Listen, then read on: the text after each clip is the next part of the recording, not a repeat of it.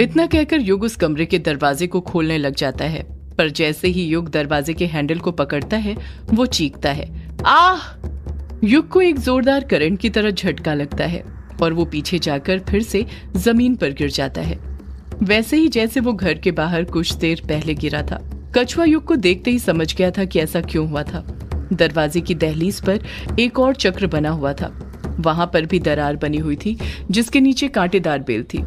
कछुआ और कायर दोनों की ही उस दरार पर नजर पड़ गई थी सिवाय युग के, क्योंकि वो हड़बड़ाया हुआ था, जो उसे देखकर ही समझा जा सकता था। उसे जल्दी से जल्दी अपने पिता का शरीर ढूंढना था। युग गुस्से के साथ दरवाजे को घूरने लग जाता है। वो गुस्से के साथ उठता है और उसके उठने के साथ ही कांटेदार दरार भी ऊपर उठ जाती है, जो देखते ही देखते घर की छत तक पहुंच गई थी। युग वापस से मंत्र पढ़ते हुए अपनी शक्ति का प्रयोग करके उस कांटेदार दीवार को तोड़ने की कोशिश करने लग जाता है। कांटेदार दीवार के अंदर से ग्रीन और युग के हाथ से रेड लाइट निकलने लग गई थी, जो एक दूसरे से टकरा रही थी। युग अकेले ही कांटेदार दीवार को तोड़ने में लगा हुआ था। ऐसा लग रहा था जैसे उस दीवार को तोड़ने के लिए उसे किसी की मदद की जरूरत नहीं थी, वो अकेला ही काफी था। कछुए को लगा था इस बार तो युग जरूर उसे मदद के लिए बुलाएगा, पर युग था कि अकेले ही दीवार तोड़ने में लगा हुआ था। कछुआ युग को देखते हुए मुंह बनाते हुए मन में सोचता है, ठीक है, अगर इसे अकेले ही सब कुछ करना है तो वही सही, मैं भी इसकी मदद नहीं करूंगा। देखता हूँ कब तक इसका शरीर साथ देता है। जब ये थकेगा ना तो खुद इसे मेरी याद आने लग जाएगी और ये मुझसे मदद मांगने लग जाएगा। कायर भी डर कर कछुए के पीछे ही खड़ा रहता है, कुछ नहीं करता है। युग अकेला ही अपनी शक्तियों का प्रयोग करके उस कांटेदार दीवार को तोड़ रहा था। इस बार उसे पहले से भी ज्यादा वक्त लग रहा था उस कांटेदार दीवार को नष्ट करने में। जैसे जैसे वक्त बीतते जा रहा था, युग की शक्ति भी कम होते जा रही थी। वो थकने लग गया था और वो थकान उसके चेहरे पर आती पसीने की बूंदों को देखकर साफ समझ आ रही थी। युग कमजोर पड़ने लग गया था, पर फिर भी वो मंत्र पढ़ते हुए दीवार को तोड़ने में लगा हुआ था। कछुए को लगा था कि अब तो युग जरूर उसकी मदद मांगेगा, पर युग था कि अकेले ही दीवार तोड़ने में लगा हुआ था। कछुए की तरफ देख तक नहीं रहा था, उसका पूरा ध्यान कांटेदार दीवार की तरफ था। कछुआ सोच ही रहा था कि कब युग उसकी मदद मांगे और वो उसकी मदद करने जाए। युग कछुए से मदद मांगता उससे पहले ही युग अपनी शक्ति से वो कांटेदार दीवार को पूरी तरह से नष्ट कर देता है, उसे भी बाकियों की दीवार की तरह जला देता है। उस कांटेदार दीवार के टूटने के साथ ही एक तेज सफेद रोशनी होती है, जिस कारण युग, कछुआ और कायर तीनों को ही कुछ दिखाई नहीं देता है। कायर अपनी आंखों पर हाथ रखते हुए कहता है, अरे ये क्या हो रहा है, मुझे कुछ दिखाई क्यों नहीं दे रहा है। कछुआ भी अपनी आंखों पर हाथ रखते हुए कहता है, ये क्या हो गया। युग खामोश ही रहता है। अगले ही पल जब वो सफेद रोशनी कम होती है तो वो तीनों देखते हैं कि उस कांटेदार दीवार के जलने के साथ ही वो दरवाजा भी जल गया था, जो कुछ देर पहले वहां मौजूद था। ऐसा लग रहा था जैसे उस दरवाजे का कनेक्शन उस कांटेदार दीवार से था, जिसके जलते ही दरवाजा भी अपने आप जल गया था, जैसे वो दरवाजा भी काली शक्तियों से बनाया गया हो। कांटेदार दीवार के जलते ही युग मंत्र पढ़ना बंद कर देता है। वो थकने लग गया था और वो थकान उसे भी महसूस होने लग गई थी। उसे अपने शरीर में कमजोरी सी महसूस हो रही थी। उसके सीधे हाथ की चींटी उंगली अपने आप हिलने लग गई थी। कछुआ युग को देखते हुए मन में सोचता है, युग तूने ये वाला चक्र भी तोड़ दिया तो क्या हुआ। अभी तो कुल मिलाकर 5 चक्र टूटे हैं। सप्तम चक्र के 2 चक्र अभी भी बचे हुए हैं, जिसे तोड़ने के लिए तुझे मेरी मदद की जरूरत पड़ेगी। युग जैसे ही थोड़ा सा स्टेबल होता है, उसे कुछ ठीक लगता है। वो बिना सोचे समझे अपने कदम कमरे के अंदर बढ़ा देता है। जब वो कमरे के अंदर पहुंचता है तो देखता है कि उस कमरे के अंदर बीचों बीच एक बड़ा सा काले रंग का ताबूत रखा हुआ था। उस ताबूत के जस्ट ऊपर ही छत पर लालटेन लटका हुआ था, जिसकी पीली रोशनी उस ताबूत के ऊपर गिर रही थी। उस ताबूत के आसपास का जितना एरिया था सब अंधेरे में लिप्त था। उस कमरे के अंदर ताबूत के अलावा कुछ और दिखाई ही नहीं दे रहा था। उस ताबूत को देखकर युग की आंखों में आंसू आ जाते हैं। वो रोते हुए उस ताबूत को एकटक नजर से देखते हुए कहता है, यही है, इसी के अंदर मेरे पापा का शरीर है। कछुआ और कायर को तो अभी भी युग की बातों पर यकीन नहीं हो रहा था कि सच में उस ताबूत के अंदर युग के पापा का शरीर था, वो ताबूत जिसे उन्होंने अभी तक खोला तक नहीं था। युग उसके अंदर अनुराग का शरीर रखे होने का दावा कर रहा था। कछुआ युग को घूरते हुए कहता है, तू कैसे कह सकता है कि इस ताबूत के अंदर तेरे पापा का ही शरीर है। युग ताबूत की तरफ ही देखते हुए रोते हुए कहता है, मैंने कहा ना, मैं अपने पापा के शरीर को महसूस कर सकता हूँ। ऐसा लगता है वो मुझसे जुड़े हुए हैं और वो यहीं पर है, इसी कमरे के अंदर, इस ताबूत के अंदर। उनका शरीर इसी ताबूत के अंदर है। कछुआ, मैं सच कहता हूँ, मेरी बात का यकीन कर। कछुआ मन में सोचने लग जाता है, ये युग इतने कॉन्फिडेंस के साथ कैसे कह सकता है कि इसी ताबूत के अंदर अनुराग अंकल का शरीर है। कायर मन ही मन सोचने लग जाता है, अगर एक बार के लिए मैं मान भी लूं कि इस ताबूत के अंदर अनुराग अंकल का शरीर है, तो फिर भी उनका शरीर इतने सालों तक किसने संभाल कर रखा था, वो भी इतनी हिफाजत के साथ इस ताबूत के अंदर। युग की जेब में अनुराग का पेन रखा हुआ था, वही पेन जो जाते वक्त उस काले साए ने युग को दिया था ताकि युग अपने मकसद से भटके ना। उस पेन के अंदर भी मूवमेंट होने लग गया था, वो पेन युग की जेब में ही हिलने लग गया था, पर युग का इस चीज पर अभी ध्यान नहीं था। उसका पूरा ध्यान एकटक नजर से ताबूत को ही देखने में लगा हुआ था। कायर और कछुआ इसी सोच में खोए हुए थे कि उस ताबूत के अंदर अनुराग अंकल का शरीर था या नहीं। वो दोनों ये सोच ही रहे थे कि युग उस ताबूत की तरफ अपने कदम बढ़ाने लग जाता है। जैसे जैसे युग उस ताबूत की तरफ अपने कदम बढ़ाते जा रहा था, उसके हाथ की कलाई पर जो चौथा इन्फिनिटी का निशान आया था, उसके अंदर तेजी से मूवमेंट बढ़ गया था। ऐसा लग रहा था जैसे वो इन्फिनिटी का निशान अपनी ही जगह पर गोल गोल घूम रहा हो।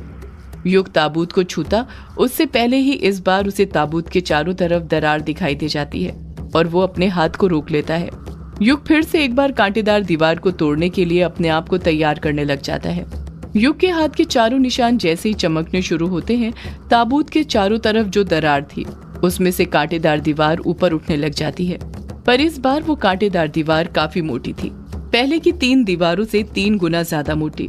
युग फिर से अपना हाथ आगे करके मंत्र पढ़ना शुरू कर देता है। उसके हाथों से आग की तरह लाल रोशनी निकलती है और दीवार से निकलती हुई हरी रोशनी से टकराने लग जाती है। कायर और कछुआ जहाँ पर थे वहीं पर खड़े रहते हैं। उन दोनों को लगने लग गया था कि हर बार की तरह युग अकेला ही उस कांटेदार दीवार को जलाकर खाक कर देगा, इसलिए वो चुपचाप खड़े रहते हैं। युग की मदद करने की सोचते तक नहीं है। युग दीवार को जलाने की कोशिश कर ही रहा था कि तभी वो कमजोर पड़ने लग जाता है। उसके पैर डगमगाने लग जाते हैं, हाथ कमजोरी के कारण हिलने लग जाते हैं। वो उस दीवार के एक प्रेजेंट हिस्से को भी नुकसान नहीं पहुंचा पा रहा था और वो थकने लग गया था। देखते ही देखते वो इतना कमजोर हो गया था कि कांटेदार दीवार से निकलती हुई हरी रोशनी उस पर हावी होने लग गई थी और धीरे धीरे उसके हाथ से निकलती हुई लाल रोशनी को कम करते हुए उसकी तरफ बढ़ने लग गई थी। युग पूरी तरह से पसीने से भीग गया था। उसके चेहरे पर थकान साफ देखी जा सकती थी, पर उसके अंदर इतना जुनून सवार था कि वो अकेला ही उस दीवार को नष्ट करने में लगा हुआ था। कछुआ और कायर से कुछ मदद नहीं मांग रहा था। कायर जानता था युग कभी उनकी मदद नहीं मांगेगा, पर कायर को युग के चेहरे पर उसकी हार दिखने लग गई थी। कायर हड़बड़ाहट के साथ कछुए से कहता है, कछुए तू खड़ा क्या है, जाकर युग की मदद कर, वो अकेले वो दीवार जला नहीं पाएगा। कछुआ मुंह बनाते हुए कहता है, मैं क्यों जाऊं भला उसकी मदद करने, जब उसे लगता है वो अकेले ही सब कुछ कर सकता है तो उसे अकेले ही सब कुछ करने दे। बड़ा घमंड आ गया है ना उसे अपनी शक्तियों पर, देखना अभी उसका सारा घमंड उतर जाएगा। कायर कछुए पर गुस्सा करते हुए कहता है, कछुए युग का घमंड उतरे या ना उतरे पर उसकी जान जरूर उसके शरीर से उतर जाएगी। तू जानता है ना उसे, वो अब पहले वाला युग नहीं रहा जिसे हमारी मदद की जरूरत पड़ेगी। वो अभिमन्यु से झगड़ा करके आ रहा है तो फिर तू तो कछुआ ही है, वो तेरी मदद नहीं मांगेगा। तू खुद जा और जाकर उसकी मदद कर। कछुआ युग की तरफ से अपनी नजरें फेरते हुए कहता है, नहीं, मैं उसकी मदद करने नहीं जाऊंगा। कायर कछुए को अच्छे से समझाते हुए कहता है, जिद मत कर कछुए, जरा देख वो हरी रोशनी युग के पास पहुंचने लग गई है और तू भी जानता है अगर वो रोशनी युग के शरीर को टच भी हो गई तो क्या होगा, उसका शरीर यहीं पर जलकर खाक हो जाएगा।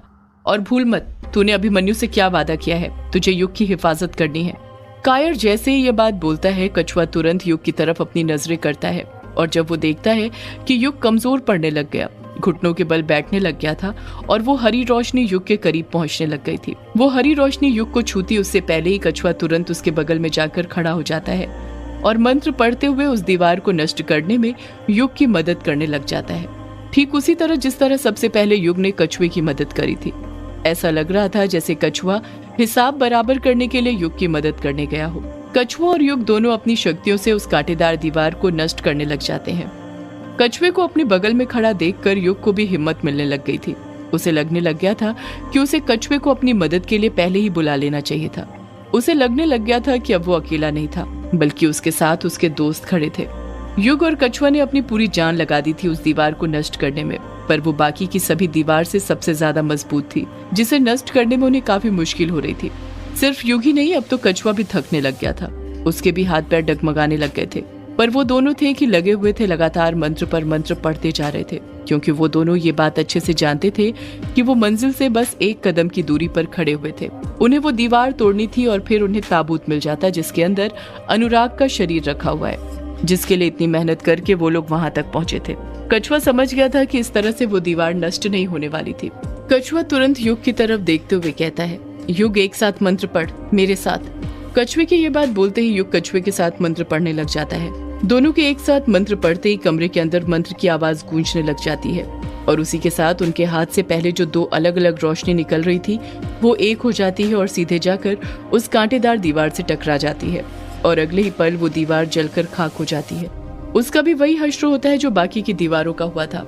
दीवार के जलने के साथ ही कछुआ और युग दोनों अपने घुटनों के बल आ गए थे, क्योंकि वो दोनों काफी थक गए थे। उनके शरीर की एनर्जी बहुत कम हो गई थी। कायर खुशी खुशी उन दोनों के पास जाते हुए कहता है, तुम दोनों ने कर दिया। कछुआ मन में सोचने लग जाता है, इस दरार को मिलाकर तो 6 ही चक्र हुए हैं, एक और चक्र कहाँ पर है? बिना उसे पार किए हम ताबूत तक कैसे पहुंच गए? ये तो बहुत अजीब बात है। कछुआ इसी सोच में खोया हुआ था। युग तो इतना थक गया था कि कुछ सोच तक नहीं पा रहा था।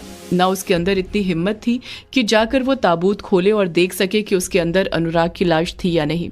जब कछुआ और युग अपनी जगह पर से नहीं उठते हैं तो कायर ही अपने कदम आगे बढ़ाता है और उस ताबूत के पास जाने लग जाता है। कायर को देखकर ऐसा लग रहा था जैसे उस कांटेदार दीवार के टूटने के साथ ही उसके अंदर का डर भी खत्म हो गया था। वो बिना किसी फिक्र के उस ताबूत के पास अपने कदम बढ़ा रहा था।